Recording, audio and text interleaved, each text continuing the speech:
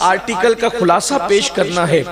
کہ اس وقت سب دکھی ہے، کوئی سکھ میں نہیں ہے، بلکہ یہ کہوں آپ کو کسی ملک کے وزیر اعظم کی زندگی کو لے لیں کہ جو ملک کا وزیر اعظم ہو، کسی ملک کی بات کرتا ہوں، اپنے ملک کی صرف بات نہیں کرتا، کسی ملک کے وزیر کی بات لے لیں، صدر کی بات لے لیں، کپڑے اچھے ہیں، لباس اچھے ہیں، تقریریں گھمنڈ سے بھرپور ہے، لیکن اگر وہ ان کے بستروں پہ لیٹتے ہیں تو جتنی سکون کی نیند فٹ پاتھ پر بستر جو بغیر بستر کے مفلسوں کو اور غریبوں کو آ جاتی ہے، اتنی سکون کی نیند یہ تخت والوں کو نہیں آتی، سیکورٹی میں بھی ان کو جو ہے وہ نیند نہیں آتی سکون کی، ہر گھڑی خطرہ ہے،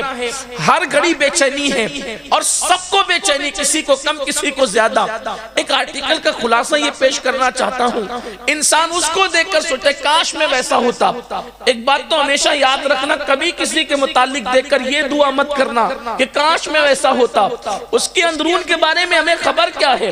آپ اپنی مراد اللہ سے مانگے کہ اللہ مجھے ایسا کر دے، ہم یہ نہ کہیں کہ اس کی طرح کر دے، اس لیے کہ وہ اندر سے جل رہا ہے، اوپر سے مسکرا رہا ہے، اور آپ کے ایسا کر دے تو پھر آپ بھی ویسے ہی ہو جائیں گے۔ اس لیے کسی کو دیکھ کر یہ نہ کہیں، کہنے والے کہتے ہیں میرے ہونٹوں پہ دکھاوے کا تبسم ہے، مگر میرے ہونٹوں پہ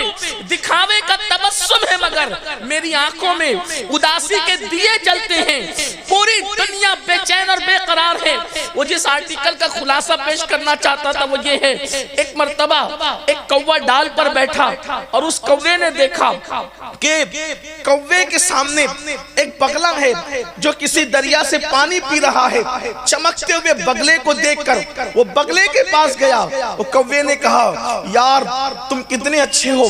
کتنے خوش نصیب ہو، کتنے خوبصورت ہو، یہ میرا کالا رنگ دیکھو، میری چونچ بھدی بھدی دیکھو، میں کیسا ہوں یار، تم کتنے اچھے ہو۔ تو بگلے نے کہا یار تمہارا جو دکھ ہے وہی دکھ تو میرا بھی ہے کہ میں تو طوطے کو دیکھتا ہوں تو سوچتا ہوں یہ کتنا اچھا ہے، میرے پاس تو صرف ایک ہی رنگ ہے، وہ بھی میلا ہونے کا خوف ہے، وہ ہرا ہرا، پھر اس کے بعد اس کے گلے میں خوبصورت لال سا پٹا، ہم تو بولی نہ بول سکیں، وہ تو انسانوں کی بھی بولی بول لیتا ہے۔ کبھی آپ نے طوطا دیکھا ہے؟ ذرا جا کر کے دیکھو، اس کے پاس تو دو دو کلر ہے، دکھ اس کو بھی تھا۔ اس کے بعد وہ چلا کوہ طوطے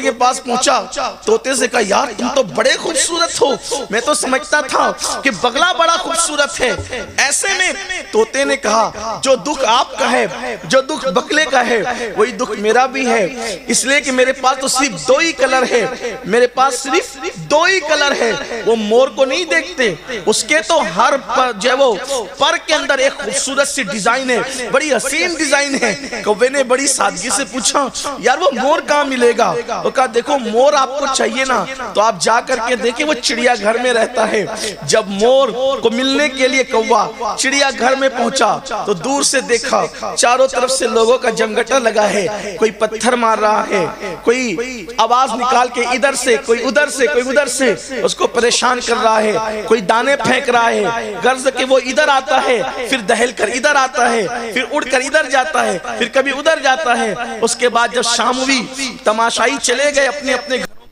تو آ کر کے جو ہے وہ کوہ اس کے پنجرے پر بیٹھا اور کہا یار کتنے خوبصورت ہو تم، تمہارے سر پر تاج بھی ہے، تاج کسی بادشاہت کا اعلان کرتا ہے، کتنے حسین ہو تم۔ مور نے روتے ہوئے کہا دیکھو میں کتنا دکھی ہوں یہ میں جانتا ہوں، آپ کے پاس رنگ نہیں ہے، آپ کے پاس حسن نہیں ہے، آپ کے پاس جمال نہیں ہے، لیکن میری طرح قید بھی تو نہیں ہے، اتنی خوبصورتی کو میں کیا کروں جس سے میرے دل کو قرار نہیں ہے، اس لیے کہ تم جہاں چاہتے ہو اڑ سکتے ہو، جہاں چاہتے ہو جا سکتے ہو، جس سے چاہتے ہو مل سکتے ہو، یہ حسن ہی تو ہے جو پیروں کی زنجیر بن گیا ہے اور چڑیا گھر کے پنجرے میں مجھے قید کرا دیا ہے۔ اس دن کوے کو احساس ہوا کہ میں مور سے بھی زیادہ جو ہے وہ تقدیر والا ہوں، اس اعتبار سے کہ مجھے آزادی میسر ہے، جہاں چاہاں آنا جانا میسر ہے۔ تو میرے عزیزوں سب کا دکھ ایک ہے، پتہ چلے یا نہ پتہ چلے، دولت مند بھی بے چین ہے، مالدار بھی بے چین ہے، غریب بھی بے چین ہے، مفلس بھی بے چین ہے، جو ایک نہیں چار ٹائم پیٹ بھر کے کھانا کھا رہا ہے وہ بھی بے چین ہے، اور جو بھوکا ہے وہ بھی بے چین ہے، جس کے بدن پہ خوبصورت کپڑے وہ بھی بے چین ہے، جس کے بدن پہ پیون کے لباس ابتدا سے وہ بھی بے چین ہے. آج گھر گھر میں آگ لگی ہوئی ہے اور وہ آگ بے چینی کی آگ ہے. بیٹیوں کا باپ